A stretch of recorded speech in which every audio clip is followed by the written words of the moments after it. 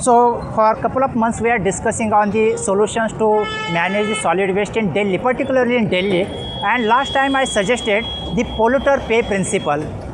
This time I would like to suggest one more solution, and that is segregation of the waste.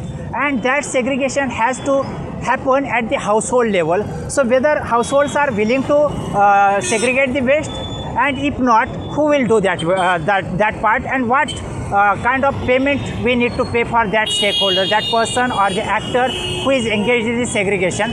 So that we need to think about that one. And in my opinion, I have one idea in my mind that rather than the municipal corporation, the individuals or the actors will go in every household and they will collect this waste separately. For example, one person will go and collect the kitchen waste, the another person will go and he will collect the plastic waste or non-biodegradable waste, and likewise.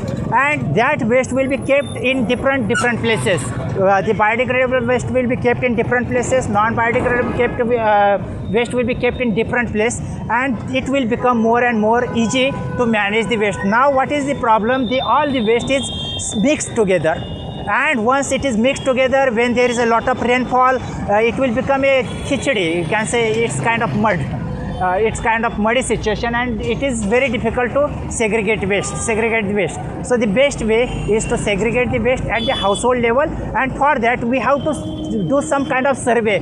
How many households are willing to segregate the waste, and if they are not willing, they have to pay some charge for the municipal corporation, and the municipal corporation will hire some people to segregate the waste at the household level, and it will be properly transported to the landfill site.